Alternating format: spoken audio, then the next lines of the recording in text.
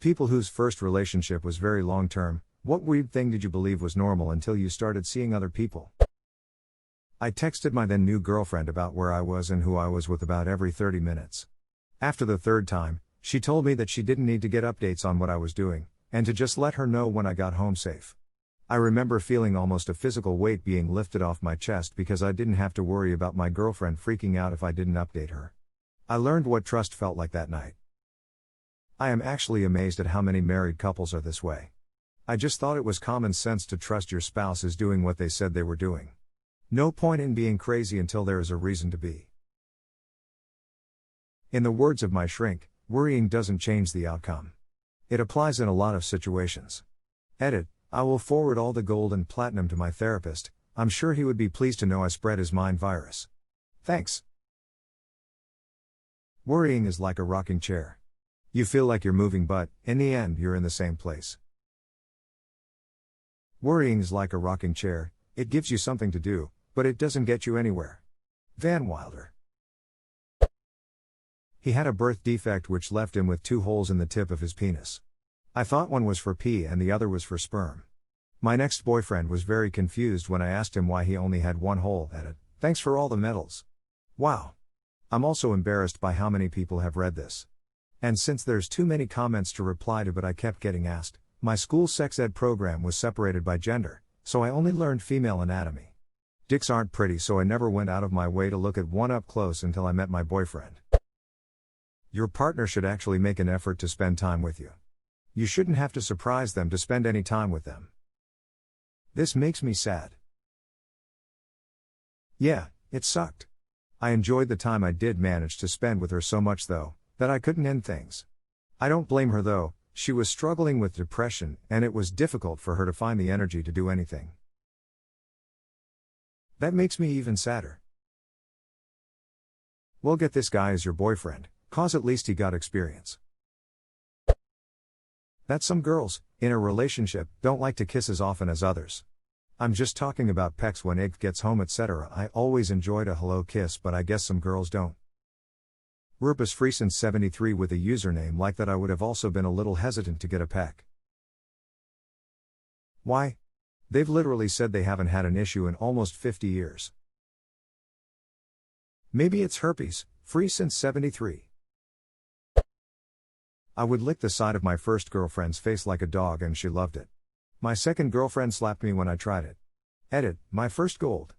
Thanks. I was not expecting so many people would relate to that. For me, you won the competition here.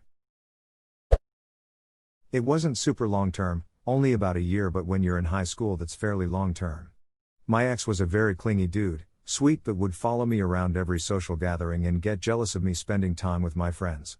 When I started dating the guy who is now my husband, I remember looking around at a party early on of mostly my friends that he hadn't met before and I couldn't find him. I asked someone where he was and he was out by the fire with a group of people chatting and hanging out. I was astonished that we could just go our separate ways in a social setting and that was totally fine, we didn't have to be attached at the hip the whole time. Edit, when I say he would follow me around I literally mean he never left my side. And these were parties and things where he knew everyone as well.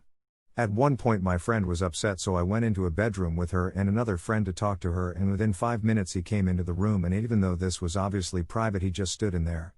And I did tell him multiple times that we didn't constantly have to be beside each other. If you and your partner like to hang out at parties that's fine but it was suffocating to me. He was jealous of my friends and complained when I would make plans with them. Honestly we were young and he's probably a totally fine dude now. We were just not right together. As a clingy guy trying to not be, what would you say is the appropriate amount of time to be with your partner v friends at a party? Don't think of it as appropriate amount of time. If you are hanging out and chatting along with your girl, that's cool. But if you are just standing there while she is talking, that is being clingy. Also depends on the setting. If you're at a party where you know everyone, and she doesn't know very many people, it may not be appropriate to leave her alone at all. It doesn't hurt anyone to talk about it first. If both know everyone at the party, split up and trust each other. This was something my fiancé didn't understand when I first started going to functions with her family. I knew no one in the room and she would often get caught up talking with people across the room without introducing me to anyone and would wonder why I didn't have the best time. It's a lot better now that I've spent a few years around them, but it was pretty irritating for a minute. It's still kind of tough since I'm a manager at a fast food restaurant, and a lot of the men in her family are contractors, construction workers, or involved in that business somehow, so a lot of conversations end up on that side of things, but I at least see them often enough that I can have small talk with them that makes sense. My ex did this. Would go to a party with a lot of people not like me, and she'd duck off without introducing me to anyone, so we'd get a beer and stand around, but it was tough not really knowing anyone. Being designated driver meant I had to nurse one beer while everyone else, including her, got wasted. Dude, same. My ex would abandon me at family gatherings where I eventually had to awkwardly introduce myself to them, alone. Fun times. This is morbid, but I thought it was normal to argue every day. I thought all couples have their bickering and it was just a regular thing.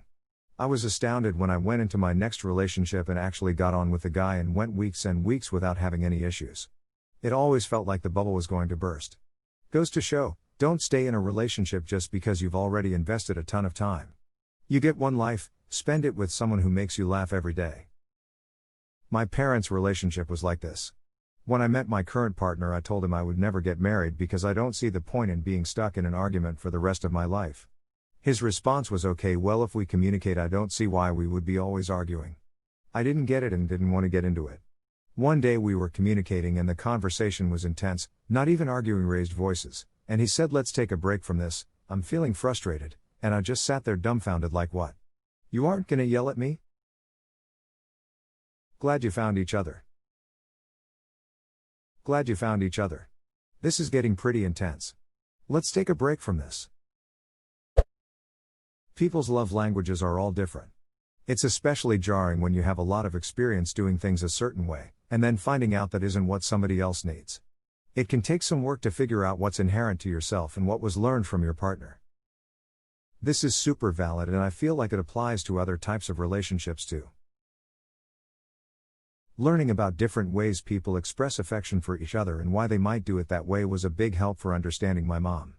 For me, I express and understand affection by spending time with someone. But my mom never really wanted to spend much time with me, and didn't appreciate me trying to spend a lot of time with her. It made me feel really unimportant and a bit unloved at times. But then I came across this site talking about different kinds of showing care, and found one that fit her perfectly on it. Showing affection by doing things for someone. Not with them, but for them, to make their lives easier. My mom had been trying all the time to show she cared by doing little things for me all the time, things I often hardly even thought to notice. And that was probably why she would get so upset when she asked me to do some small thing for her and then I forgot. Me forgetting to do that small and seemingly unimportant thing probably made her feel unimportant and unloved.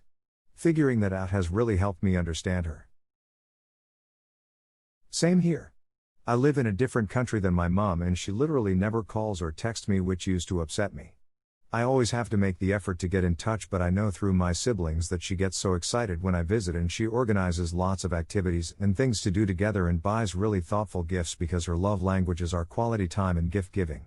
Whereas my dad doesn't express his emotions verbally but will always make sure my car has been serviced before long trips and fixes my laptop screen when it breaks because his love language is acts of service. It sounds so simple but can solve a lot of heartache to know that people express their love in different, but equally valid, ways. I thought most guys liked having their nipples played with because my first ex did. My second boyfriend was so confused when I started licking his titty lamau.